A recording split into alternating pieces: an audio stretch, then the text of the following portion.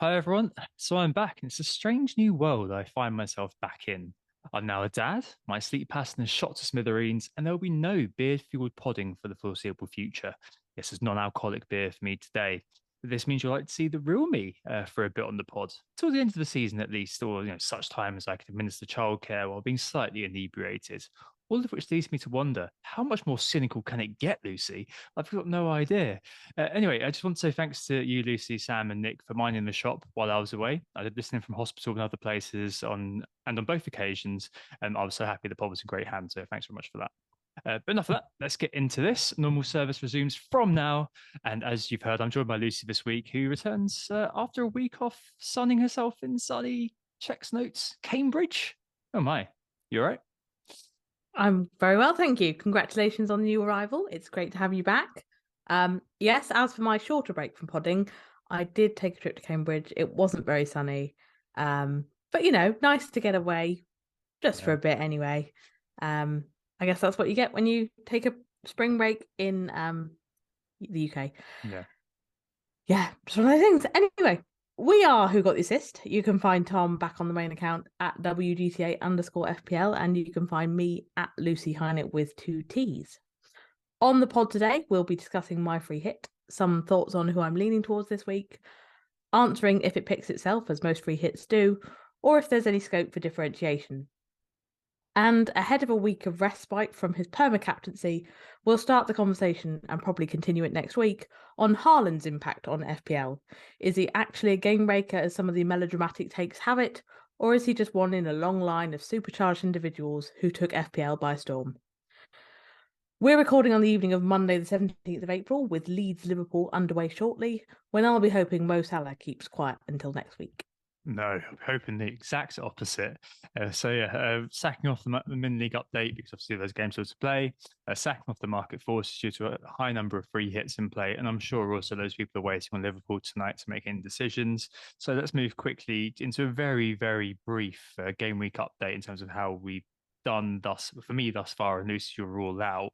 You've had an okay week, haven't you? I mean, it's not been like a disastrous sort of red arrow like I've got, has it?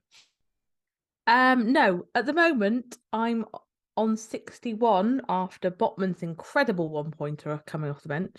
I enjoyed that everyone agonised about who they were going to bench in defence this week, and it made absolutely no difference to the vast majority of us because they all got ones and twos. But yes, I'm on 61, which puts me on a very, very small red of around 100 places. So Might as well be a pretty grey. much a grey, yeah. So it really all just depends if Salah does anything tonight. If he does, I'll probably see that extend quite a bit. But yeah, the transfer of the week was Ake in. I did all my homework. I followed the wise minds on FPL Twitter about Man City, and Ake seemed to hit the sweet spot between good expected minutes and value, and there he was on the bench. So thanks very much, Pep. And I'm also a Saka and Bruno owner, so variants and Ooh. all other similar concepts can get in the bin. Yeah, that's just not good, is it? I mean, we talk about Bukayo in just a bit, but I don't know. That penalty really summed up the game week, didn't it? Just from one that for a split second, like it had gone in. I think the commentator kind of had a double take. He was about to kind of say, "Oh, Taka scores," and it's like, "Oh, hang on, he's Yeah. missed, really?" And that really did sum it all up, didn't it? As did that sort of defensive empty house that many of us had. David, David, I think we should call him Raya keeping getting another 5 pointer from a 2-0 loss. I mean, that's pretty rare. Although Kepa actually getting 6 points. The guy on the Yeah. bench was a little bit annoying, but hey, I was never playing Kepa. I was just going to hedge the bets with Chilwell. For me, I'm on 54. I took my third hit of the season. I need Salah, who I brought in to get me like 15 points tonight to scrape a green arrow, which I don't know. We'll see. Liverpool have been pretty toilet away from home, but we'll need to see how that happens. For me, it was a scramble to get everything sorted out, to be honest. So I was just home from hospital. I didn't have much time last week. Between getting home, learning primary childcare to think about FPL that much. And I literally saw that I could afford Rashford and Barnes out for Salah and Andreas for a hit. I thought I'd do that. Maybe I could have thought more about. I mean, maybe definitely hindsight, but about a Palace midfielder like Eze or Elise who did blank. But I think that when I did look at it, it was a case of getting two extra players in for my free hit that's 32, which we'll discuss in a bit. And I feel like that made sense, and getting in Salah and flexing that team value that I've been on about all season, which means I now own Kane, Salah, and Haaland all at once, which I can kind of hold for the rest of the year. So that looked pretty good, I suppose. But yeah, I don't know whether it's just a product of this week. Maybe we'll see probably not next week, 'cause it's a bit of an artificial environment, but 33 onwards, whether this is true. But I do feel like I'm a little bit behind the template all of a sudden now, with the likes of Grealish, March, Martinelli, and others performing. And my alternatives in Saka and the Brighton duo, particularly Macadona, McAllister, not doing anything. So kind of, yeah, I mean, it was just one of those weeks. So 54 -4 plus Salah took me, well, it's a pretty brutal drop actually. So I was just outside the top 5K, and now I'm just inside the top 10K, which just shows how completely ruthless it is at the top. I'm expecting another error next week as well, given the free hit teams out there. So I'm just going to try to hope that I can tread water from here on in. But we'll see. I mean, so it's kind of like the Arsenal sort of example applied to my season. If someone said, "Yeah, you're probably going to finish top 50K at the start of the year," I'd be like, "Yeah, I'll take it." The same with Arsenal. If someone said you're going to finish in probably second with this season, yeah, I'd be like, yeah, absolutely, I'll take that. But it's like having tasted the glory or the potential glory, you now kind of think, oh, it's a bit sad. But hey, hopefully Salah does some stuff tonight and isn't just a damp squib. But we shall see. Right, okay, let's get on to this whole podding business then. It's been a little while. Probably best to just quickly address my daughter being born. So James from Planet FPL asks, "How's little one?" Says, "Have a great pod." Thanks, dude. She's all good, thanks. A bit of a rush as she came a week earlier than her due date, and much to our surprise, hence had to kind of saddle poor old Nick and Sam with a last minute pod. I think was it last Saturday? I've lost track of the days to be honest. Last Saturday or last Sunday, something like that. But now we're home. She was a week old yesterday, and we're slowly adjusting to a life of dirty nappies, 4 a.m. wake ups, and lots of skin to skin, which is lovely, honestly. Even though the life of a baby is really simple, feed, poo, sleep, we do have to figure out our lives around her a little bit. So, for example, at the moment, we're podding at a time when she's napping. I probably would have tried to go to my usual sort of 8 o'clock slot. But I mean, it's kind of just useful because yeah, if she's asleep, Sarah can have a little break as well, and I can just do this. And just obviously, my notes may not be as extensively researched as in the past, and editing really won't be anywhere near what it was in the past for quite a while. But frankly, sorry, not sorry.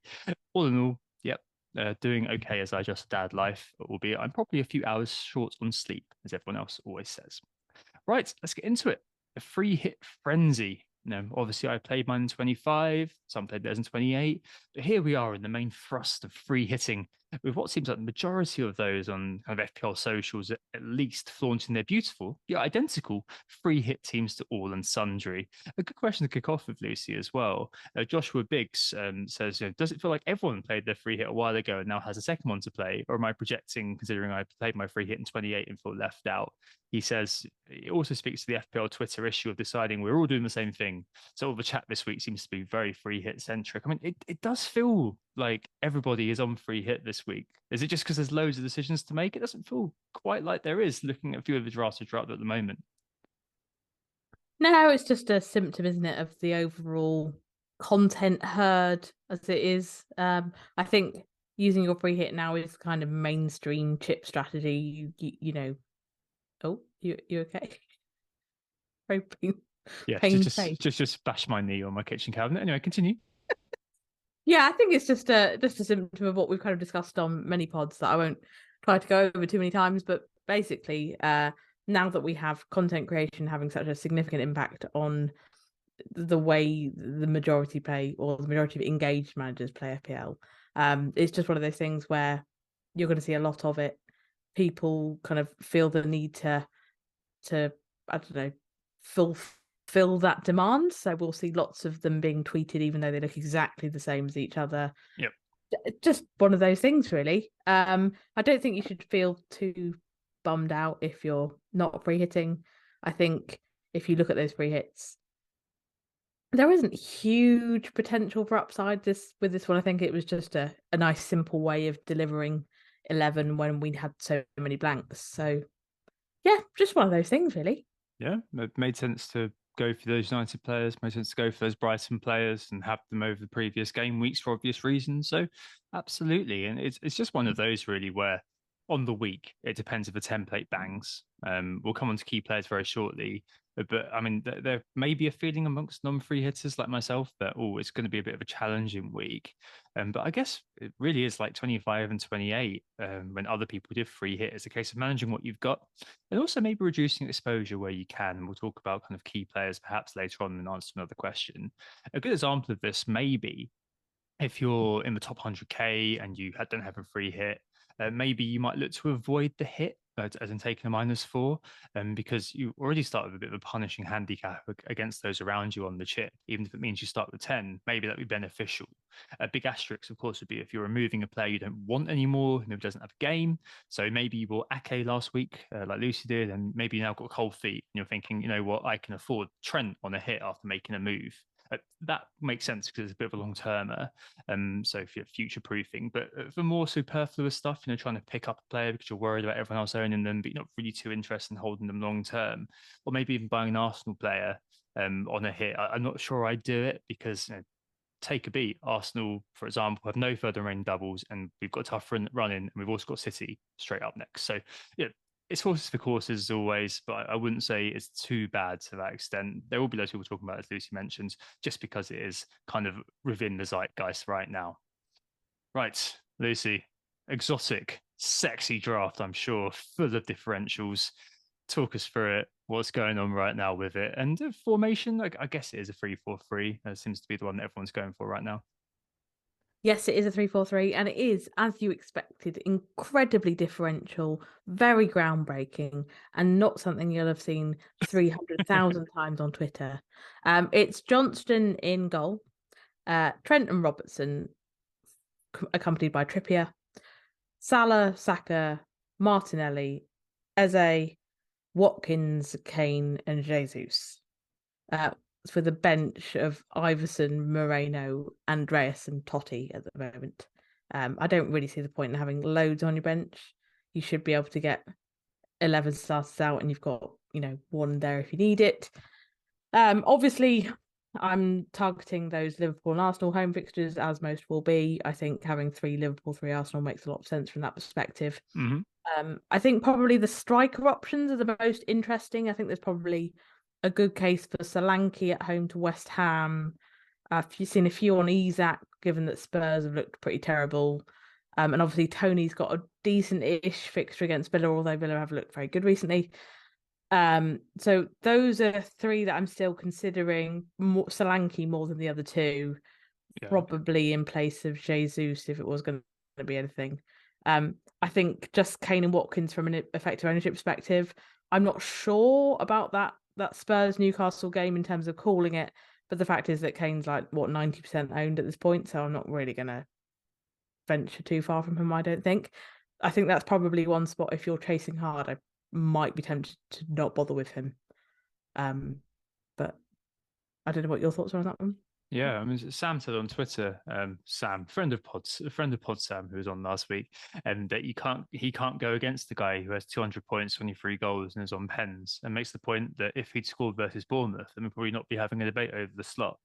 It's kind of one of those things which is like it's like a convenient sort of big leaf to hide behind, get not owning Kane. Um, I think yeah, you're right. It's about chasing versus consolidating, really, with a lot of the free hit drafts. And I think a lot of people who are now kind of free hitting, you're engaged. You probably made a few strides, especially with the bench boost week going very well for everybody else. And it is a case of kind of making slow progress rather than going for broke. I mean, if you're kind of 300, 400, 500K, then maybe you are sort of looking at getting rid of Kane and going for a Nick Nacho or it's just something really off the wall. But I think owning Kane from the outset for this week makes a lot of sense just from a defensive point of view. The one I would kind of maybe think about going against might be Trippier. Just I don't know. It's very kind of risk appetitey. He is second for non-pen XGI over the last 6 game weeks, but it hasn't kind of quite come to fruition in terms of points. But he might be one, especially if you are playing, electing to have a striker against defender in a game, albeit Trippier has attacking returns, you might look elsewhere for that Trippier slot. I mean, one I did kind of look at was Alex Moreno at Villa. Villa are actually second best in terms of XGC for the last 6 games. They got Brentford away, which isn't obviously the best shout out there. Um, but he's fourth for expected goal involvement amongst defenders in the last 6. So he could be another one that could be worth looking at. He assisted Yeah, Ollie he's first Watkins on my twice, bench. didn't he? So Yeah, yeah, he's one first on rule my out, bench. one rule. Mhm. Yeah, I think that's probably a fair call. I think also there is maybe a case that you could have an Arsenal defender there if you felt that you didn't want to go for the triple attack. I know some people are saying kind of that's the easy route No. points, but I just think it's a bit negative. Yeah. I think there's potential for Arsenal to go big because they're playing Southampton. Um, so yeah, I can see why some people are looking at that though, because it does seem like a nice, straightforward clean sheet. Um, the other issue is kind of as a slot. I've seen a bit more differentiation there. Obviously the Elise we've just discussed. I've seen a few people on Madison there, which I guess I would afford by downgrading Jesus probably. Um, I think also some people have gone for 3-5-2 and had Madison as well, but I think there are just too many good striking options this week for me to be tempted by that. Um, Another option would be to have Odegaard as a fifth midfielder and kind of go for the triple Arsenal midfield. But again, I don't think I want to do that either because that's far too out there. I would have liked another Liverpool attacker actually. I'm not wild about the fact I mean, they obviously Robertson and Trent have got great attacking potential, but they haven't really delivered it so consistently this season. And Liverpool aren't a great defensive unit. I would have quite liked to have had a Liverpool midfielder, but it just doesn't look like we're going to have one that's kind of, we can be assured of minutes. And obviously, Darwin has been benched again tonight, so that rules him out from a striking perspective. I know a few people were speaking him up as kind of a big 3-hit differential that that regular teams wouldn't have. But I don't think I can make a case for him, so that's a bit annoying. I'd have liked to have kind of restructured the Liverpool approach a bit. But yeah, I can't see, other than Solanke maybe coming into the forward line, I can't see that changing massively. I do like Trippier just because I think that if things do go his way, he's capable of a ceiling that most other defenders haven't got in them. Yeah. But yeah, that's pretty much it. Yeah. You're not surprised, are you? No, no, it's not particularly. Well, I was about to say not particularly exciting. We know what I mean. Like it's just one of those where it makes complete sense to just go over template if you're doing okay. And there's absolutely no reason not to. For example, double Liverpool, yes, defense, yes. I mean, you're looking at the attacking potential of Robertson and Trent, and you've also got Liverpool who are fifth for XGC over the last 6, and Forest the second from bottom for XG over the last 6 as well, and away since for the whole season they're second bottom for XG as well. So really like a really questionable attacking unit. So you'd be hopeful of like big returns there. Like I will probably be trying to cover Liverpool's defense probably through Canate, which anyone I can afford.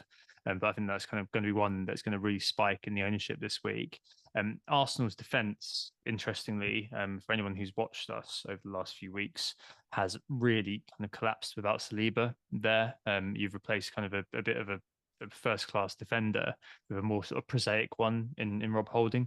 I think the clues in the name of Holding, really, in terms of what he does, is holds the place down. It's a bit of a negative knock-on of everything, like you saw West Ham targeting his side of the centre backs, and the defensive collapse is borne out in the data as well for Arsenal. So we're now mid-table. Wolves have a better SGC than us over the last 6 games. So yeah, previously rather solid defence, really sort of demolished, I suppose. I appreciate what you're saying I about guess Trippier. I guess the counterpoint on the Arsenal defence thing is that they're playing a Southampton attack that is the fifth time in 9 games that we failed to score at the weekend, Mm, and we look incredibly blunt. To the point where we don't actually play strikers anymore, which is great. Can really recommend that when you want to chase goals to stay up. Anyway, so I think even though you aren't quite the force you were, I don't think it's going to be a problem. So see. We'll see. I think we've just got similar to City in the past, actually. We've just got a bit of a nasty habit of conceding stupid goals. And especially over the last couple of games, you saw the panic start to set in when that penalty went in. There's definitely we're a young team, but the mindset is something that needs to kind of be worked on a little bit, I suppose, especially when things kind of swing against. I think it's a perfect game really to recover. It's a perfect game to hopefully get a clean sheet. I've got Gabriel, so hopefully we will get a clean sheet. But I think Morgan Simarusti asked which three Arsenal players do you have on the clean on a free hit.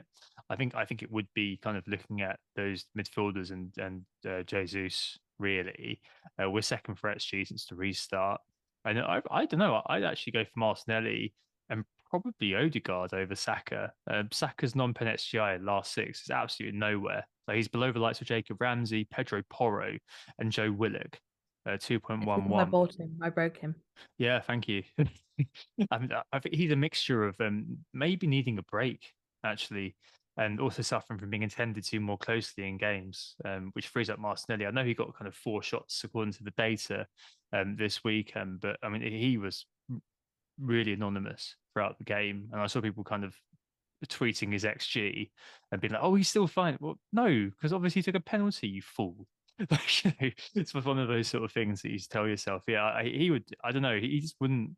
Probably, I would go for Martin and Odegaard if it was me kind of choosing a free hit in that midfield. So since the restart, Martinelli is third for non-pen XGI amongst all players. Like, utterly unbelievable that we've sold that guy. And yet again, a registering attacking returns this weekend. So I'm never going to own the right Arsenal player at the right time. I've just accepted that now. That I just I get them wrong. It's like the City midfielders all over again. yeah, yeah, it's very annoying. I'm just gonna stick with Saka for the long haul now and just hope he turns it around. But I mean, it's just one of those. But I from the eye test, I just wouldn't be surprised if he did kind of maybe get I think it's subbed off early or just maybe not even start this weekend because as you've mentioned as we all know, it's probably a game that we can win without him. It might be quite good to take him out the firing line for a bit, but we'll see. We'll see what Mikel will do. Elsewhere, you mentioned that Ezzy slot. In a great moment, obviously, four returns in the last three games. Surprisingly reborn under Hodgson. We were assuming it would be a return to Stodgson football, but no, it's a free-flowing, attacking way of playing for Palace. I really like Eze as well. I've owned him this season. I think he's a bit of a baller, and I'm sure he'll be many teams against Everton, whose XGC is pretty high. I don't know. It's one of those, isn't it? That feels like a perfect free hit inclusion because you might be a bit iffy on a player of that price with kind of iffy long term credentials. But for 1 week in a very good game, he just looks like one that you just stick in, not overthink it. And I suppose in terms of effective ownership, we'll see a spike to about 20-25% out of nowhere from free hitters alone. So yeah, I'd probably go with him really over and the other options being parroted right now. Yeah, I think the problem there is that the Brighton midfielders have basically taken all of the kind of 5.5-ish midfielders off the table in the majority of cases. So to have that week where you don't have to worry about Brighton, probably opens that up in a way you wouldn't have had before. I know you were saying earlier that you might have gone for as a this part of your moves this week, but I think you're probably fairly unusual in the sense that most people we'll be looking at Brighton more generally in that slot. So yeah, that's quite fun. I quite like that one because it feels like you're actually getting some kind of interesting advantage out of a free hit. I do think that a free hit should include some players that you wouldn't normally consider because I think it's part of the fun of a free hit, isn't it? That you try a few players out. Exactly. I mean, there are a few sort of other players that may be mentioned. Phil Paperless Billing, maybe Yes. one. He's doing Yeah. pretty decently, isn't he? Jacob Ramsey, Ramsey. Yeah, those are the two I have. five returns in four, and we've also got the forgotten men, Son and Bowen, who probably, if you've got a slightly more team value, maybe ones that you consider if you go for a 3-5-2. But it's an odd situation where you kind of actually be favouring a Billing or a Ramsey, especially Ramsey. Villa are a team in the riotous form at the moment, aren't they? It does Mm. seem a bit strange to me that people are only going for one Villa, but I mean, looking at kind of in isolation, but if you look at the wider sort of context, you can kind of see why. But no, I quite fancy that. I think the Brentford's defence I saw. So we said that they're a bit of a tough proposition, or at least we think they would be. But they've actually entered the top part, the bottom half, I should say, in terms of SGC recently, not doing as well as you'd imagine them to be doing compared to kind of how we kind of saw them over the last kind of first, well, now in the kind of the final third, aren't we? So the first 2/3 of the season. I think they're fifth from bottom now, actually, in terms of SGC. So maybe a case that they are, I hesitate to say on the beach, but a team whose season's petering out a little bit. So they could be a decent team to back against if you do get another Villa sort of attacking cover. But it's just one of those, isn't it, where you've only got 11 slots and a few of them are kind of preordained anyway. Yeah, definitely. I agree with all those. I had Ramsey and Billing.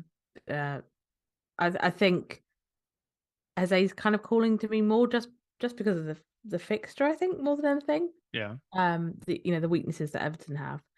Uh, but no, I like both of those, and I think there's a good case to be made for them. Maybe if you can't fit in a Solanke, but you can for some reason fit in Billing, then maybe that's one to go for.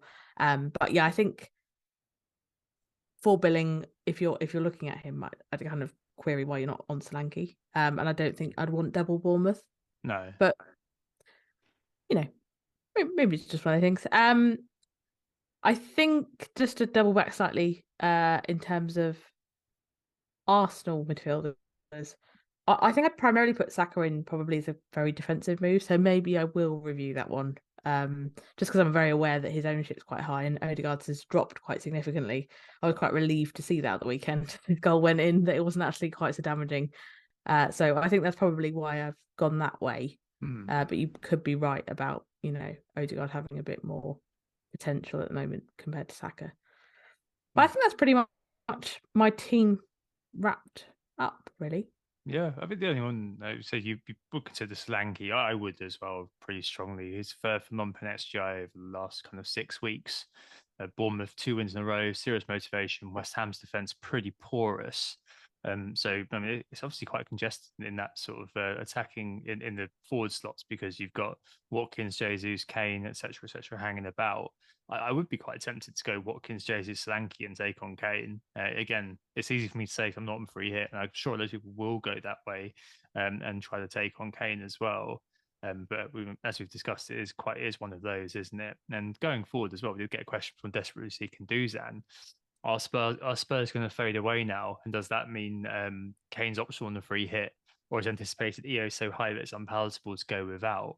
I think it is. It's really, as I said, about consolidation versus chasing, isn't it? And it does feel Yeah. like if you're doing okay, you might as well just stick with Kane as it is because the EO is still going to be. It's not going to be 100, but you're looking at kind of 80s, and that against you could be, especially if your Solanke doesn't do very well. Him trickling in an 8 pointer or a 9 pointer could be something which could kind of diminish the gains from your free hit, I suppose. Yeah, it comes down to the two aspects we discussed. I think when we were talking about the last double game week, it's basically comes down to A, your rank, and B, your appetite for risk. And how you choose to play that is entirely, dependent on your team and how you like to play the game. At the moment, given that I'm 25k-ish and I'm fairly happy with where I am, I think I'm more likely than not going to cover Kane off. Mm, And that probably feels really dull and defensive to some people, but I also think you have to factor in that it's Harry Kane. He doesn't need very many opportunities to deliver those points. And although he hasn't hit kind of massive double-digit totals, he has just been trickling those points in. So I think that he's probably one of those people that if you are regardless of whether you're on free hit or not, I think you want to cover him off if you are looking to maintain rank. Obviously Salah and a decent Arsenal coverage is probably what else you'll need as well. yeah, absolutely. Another question about free hit. FPL Oakwell asked the best option for a block defense. I guess that's owning more than one. That's not Arsenal nor Liverpool. I suppose it would be Palace actually. So they're third best for SGC over the last 6 games. So you maybe go with Johnston and a Gahey or Yeah, something that's like what I that. had as my suggestion. There isn't actually a lot else out there for a block defense. I think that it's just that it's the strength of the fixture against Everton that makes it Palace, and I can't really see a lot else that you would be kind of willing to use in double defense when you could have attack. I don't think, for example, Bournemouth or Brentford or Villa are really there. Villa, I suppose you could go to if you really wanted to, but I'm not keen on it. I think it has to be Palace or no one. Yeah. I yeah, I think that's a bit of a force on this free hit in terms of I understand why it's a good tactic from a differentiation perspective, and you double up on a defense to kind of really cash in, but it feels like it's being quite forced on this one. Yeah, it'd be if you're trying to go up against Trippier, because I just don't see any value in playing four at the back in this free hit scenario. No. So yeah, I mean that's probably where you go, Oakwell. So I guess in all of this, there's people who aren't free hitting, like Commois, Joshua Biggs, and also Dave CZFPL, who said he's not a free hit like me. So who on the free hit template do I have to worry about and not worry about guessing or covering? So I guess listening to you and hearing and seeing what people are doing on their free hit. Things like the Palace defense, like Johnston, I'm not worried about that. As he might have a decent EO again, one of those things where I'm not really particularly worried about that. The uptake of Arsenal mids is probably something that will concern you if you're not on a free hit and you've only got one Arsenal mid like I do, and that might be something that you need to think about. Kind of I'm a bit kind of in a cul-de-sac really, so I'm not removing Saka, Salah, Matoma, McAllister, and I've got Andreas, and I can't afford really to do anything other than selling one of the Brighton mids and hoping for the best with a -4 or -8. That makes no sense whatsoever. So, just have to see how it goes, and maybe Salah as well. If you can't get there, that might be one which concerns you a little bit. I'd also say that Liverpool's defence started to spike in EO, which is why I'm probably going to pick one up this week. But I mean, if you weren't free hitting Lucy, if you can put yourself into that mindset, what would concern you about the current template? About kind of crap, I really need to cover this guy because and um, it really is Arsenal and Liverpool, the ones that you should care about, aren't they? Yeah, Arsenal Liverpool. I think in terms of what you don't need to worry about is basically those positions where there isn't a clear consensus. So it's the goalkeeper, the third striker, the third defender, and the fourth midfielder. I don't think you need to worry about what people are picking in that position, and that kind of overlaps with what you were saying in terms of Eze and Johnston and all of those kind of peripheral players. I wouldn't worry about covering any of them. I think there'll be more divergence there than we perhaps expect. So, for example, Elise will be in the mix, Madison will be in the mix, Hmm. Odegaard will be in the mix, etc. I wouldn't be worrying too much about those. In terms of who I would worry about, yeah, it's Salah and Arsenal. And as you said, given that a lot of free hitters are going double up on Liverpool defence, then you probably need to cover a bit of that as well. But other than that, I don't think there's a lot else. Obviously, if you haven't got Kane yet, I probably wouldn't bother ripping up your team to get there. No. Um, just because unless they're like you and have brilliant TV and can easily get Salah, Haaland, and Kane all squidged in, then I probably wouldn't go through the hassle of taking Haaland out to put Kane in, to take Kane out to put Haaland back in. It doesn't seem particularly worthwhile as much as I think he could go big. Obviously, if you've got him, you keep him. But I probably wouldn't be tearing up my team to make sure I had him for this 1 week, which isn't a particularly good fixture. Yeah, no, I agree with you. I mean, put it this way. So in my team at the moment, I've got Trippier, Saka, Salah, Kane, Watkins as kind of those five all cover in Oh yeah, inverted commas. Watkins you'd need to Yeah, cover if you haven't already. yeah, they all cover players that are going to be in every free hit team. Add to that Liverpool defender, and Trent and Robbo obviously have got their own sort of outputs, but you've already got kind of half of whatever's going on covered. I've got an Arsenal defender versus the other Liverpool defender, and then it's kind of just a bit of a motley crew really. So I've got Raya and Henry still hanging around, Botman hanging around, and Andreas against Leeds at home. But it's just as long as you've covered the majority of the key men, there isn't anyone who screams, "Oh, I really need to buy them," without the benefit of hindsight. Other than Martinelli, I'd probably say, I can't do it. But if you did want to kind of get that covered off, and you already had kind of most of the guys that I've mentioned, would be my guess. I think that would be kind of the way I'd go. We don't have a great run in, as you know. We've got City next, and then Chelsea, then Newcastle. Chelsea's a bit of an easier game, but hey, and three very, very tough games on paper at least coming up. But it is Martinelli, and we are doing very, pretty well. So I think that'd be kind of the way it would go. And captaincy this week, probably one that we're going to settle on later on. But it seems a lot of people are oscillating between Arsenal or going with Salah. I remember, was it game week 25? Oh, do we go with Saka or do we go with Salah? Do we go with the member of the orchestra or the soloist? And I don't know. I'm worried about being burnt, I suppose. But I guess a lot of it is contingent on how Salah looks tonight, is it? Yeah, I think so. I'm fairly sure I will go with Salah. But yeah, I will be seeing how things go. I think the Forest performance against Man United at the weekend has given me more cause to look at Salah. I just think Forest looked so off the pace. So Uh, down. yeah, yeah, a little bit. Like their form is pretty poor. So that has given me more food for thought on the Salah case. I think it would take something pretty bad from Salah tonight, or something bad about Liverpool for me to not go there now. Particularly given that we've said Saka isn't looking great, and Arsenal are having a maybe having a bit of wobble. I think the fact that I've already got three Arsenal attackers inclines me to go and spread my risk and put a captaincy elsewhere, knowing that if I've completely misjudged this, it doesn't all blow up in my face.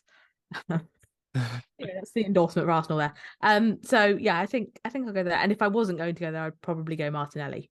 Yeah, no, absolutely. I think that would be exactly where I go. I mean, it's basically between Arsenal and Salah. I think Salah will be probably the standout. I think with Saka, you might well see Saka going over 100%. I wouldn't be surprised if we did see that, to be honest. Yeah, just because of Um, his ownership. Yeah. yeah, yeah. I mean, there was probably potentially a bit of a call for Watkins, actually. I was thinking that earlier, that maybe you could kind of look at Watkins. Loves an away game at the moment, can't stop scoring in them. He did the criticism that was leveled at him before this week was, oh, he never gets double-digit figures, so he never gets double-digit scores.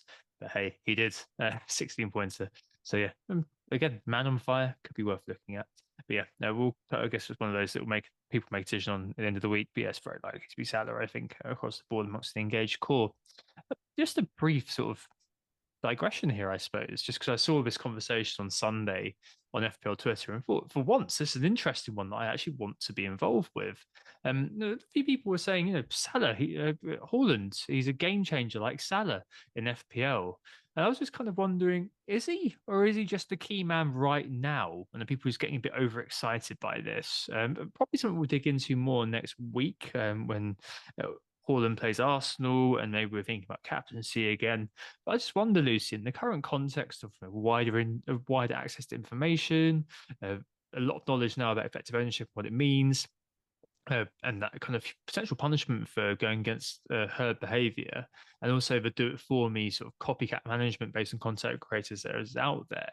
I mean, is it a case that he's a game changer, or is he just sort of the main man right now? So people are kind of forgetting all that's happened in the past, or indeed weren't around for the past, and it's their first time of something like this happening.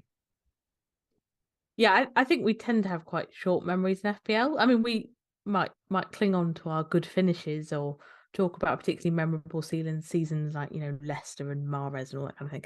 But I think generally we kind of tend to forget like that captaincy for a very long time, Salah was the dominant force. You had Suarez before that.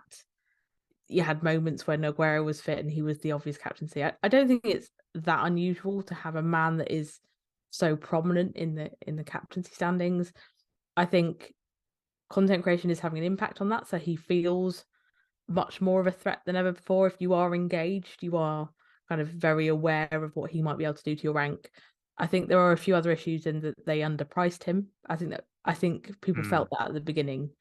They put him as cheaper than KDB, if I'm right in saying. 11 is 11.5, wasn't he? So I think KDB was more. I think KDB was 12. Yeah, 12, yeah. So I think they underpriced him, and I think that probably took the kind of the agonizing about him out of the equation and made that people had him from the beginning and were able to sit on him.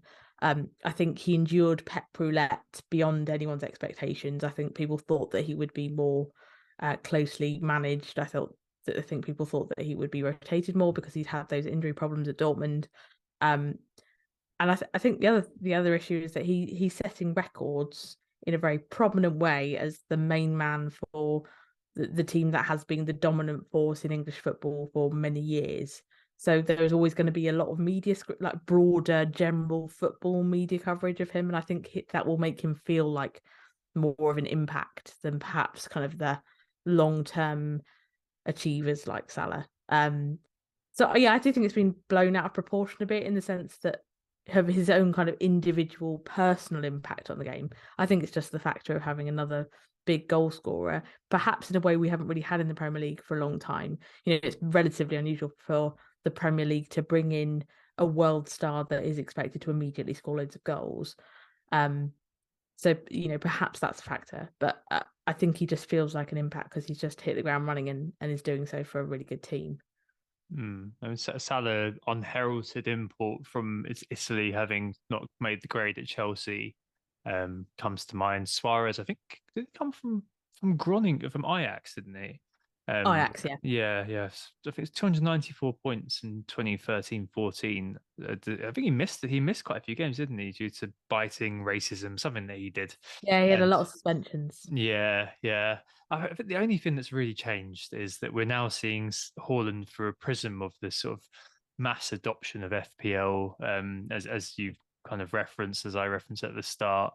And I mean, it doesn't, obviously these things, they don't affect many quote unquote casuals, but engaged managers, especially those who have sustained their interest this season to now, and maybe they're completing their first season or their second, like that kind of sustained sustenance of interest has kind of that has grown. I think you've got more people kind of seeing it through to the end now than you ever have before, and I think that that kind of leads to an engaged core, which is quite sort of herd like. I don't think we've perhaps seen at the business end of the season, especially at this sort of critical mass. Um, like captaincy is always the biggest way you can chase, and in the past, I think you have seen EOs for Salah around kind of the 200 mark. But I think because of the fact that everyone's going to now captain that world star, the guy who everybody has eyes on, means that I think that that's kind of improperly stymied outside of kind of the split weeks like this week and game week 25, etc., etc. And I like it. I really like it. I know that's unpopular, but I really like it because it takes captaincy out of the game. It removes a bit an element of randomness from FPL, and it pushes that emphasis on to what we spoke about in the past in terms of that sort of game for 8 or 9, assuming there's a Trippier or something else that everyone else owns.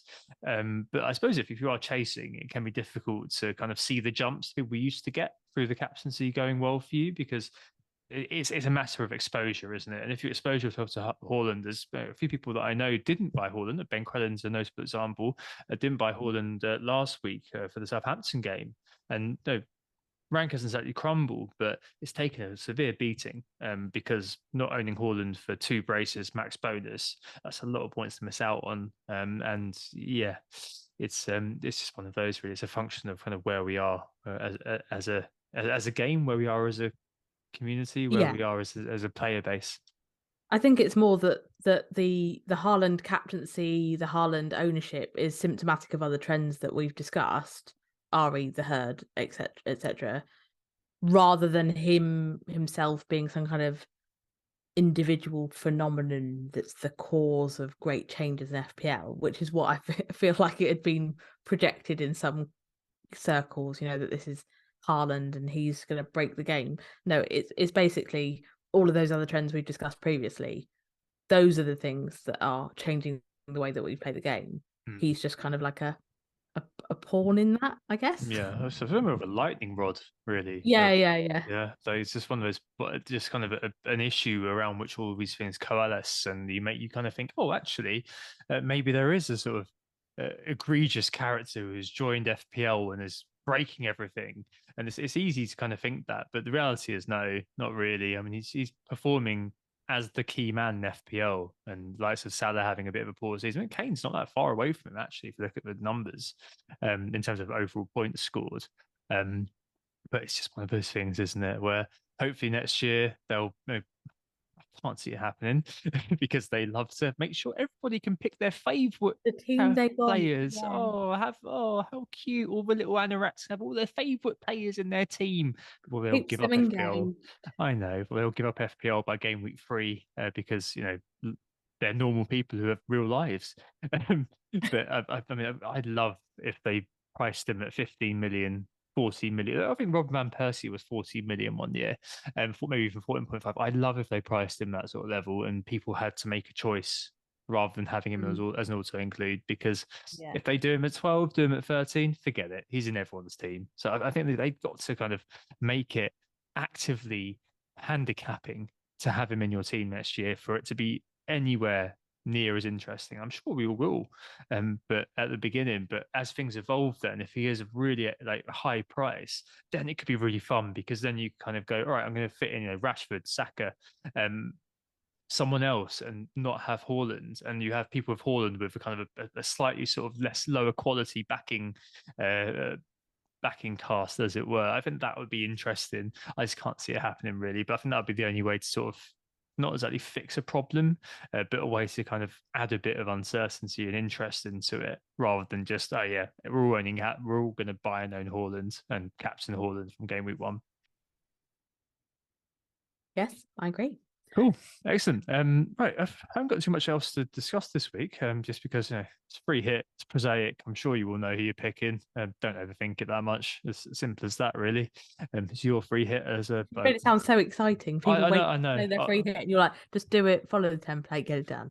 I was listening to FPL General when I was walking up to pick up some nappies earlier on. He was saying the same thing. Like, just it's your free hit.